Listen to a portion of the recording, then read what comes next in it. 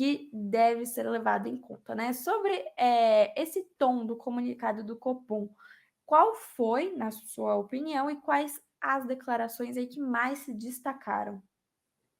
Eu acho que o tom ele foi sutil e uma espécie de sutileza com um puxão de orelha, né, principalmente para o governo, né, para o executivo, na parte fiscal. Mas acho que, no geral, eu destacaria 3 pontos desse comunicado. Primeiramente, o cenário externo continua, eu não digo favorável, mas ele está um pouco mais benigno, né? As commodities elas estão desacelerando. A gente percebe que no ano passado, ao longo desse ano, foi um dos grandes problemas, né, para os países do mundo inteiro, inclusive o Brasil, domar uma inflação com as commodities aumentando, né, principalmente petróleo, algumas commodities agrícolas. Esse cenário está um pouquinho mais benigno, então tem ajudado aí o Banco Central, né, quando ele no balanço de riscos dele, esse é um que tem ajudado aí a manter os riscos um pouco mais baixos. Apesar do cenário ainda ser volátil, ser incerto.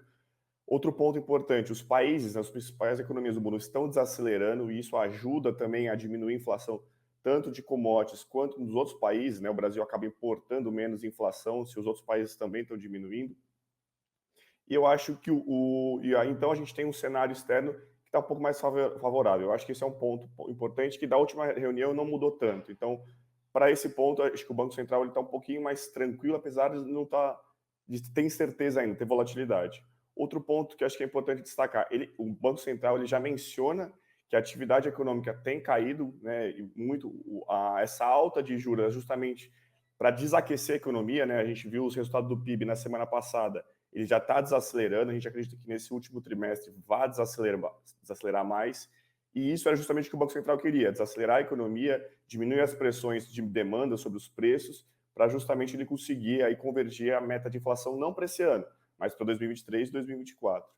E o ponto principal, que acho que não tem como, né, é a questão da parte fiscal, né, a questão fiscal. Eu acho que o Banco Central deixou muito claro, né, que se a incerteza fiscal, os riscos fiscais continuarem muito altos, ele pode ser obrigado a aumentar a taxa de juros, né, e a gente acredita aí que muito por conta dessa incerteza, porque por mais que a gente tenha agora, a gente sabe como é que vai ser a PEC, a duração e a magnitude, a gente não sabe, né, qual que vai ser a regra fiscal que vai estar a partir do ano que vem. Então, isso ainda vai gerar ruído, vai gerar incerteza, e como a gente vai demorar pelo menos uns 6 meses para aprovar essa, né, a PEC de transição, o Banco Central ele ainda vai ficar naquela situação de stand-by, né? Por mais que o Banco Central tenha acumulado uma gordura, né, ele elevou bastante, e isso permite que o Banco Central agora fique numa posição de stand-by, esperando para ver o que vai acontecer.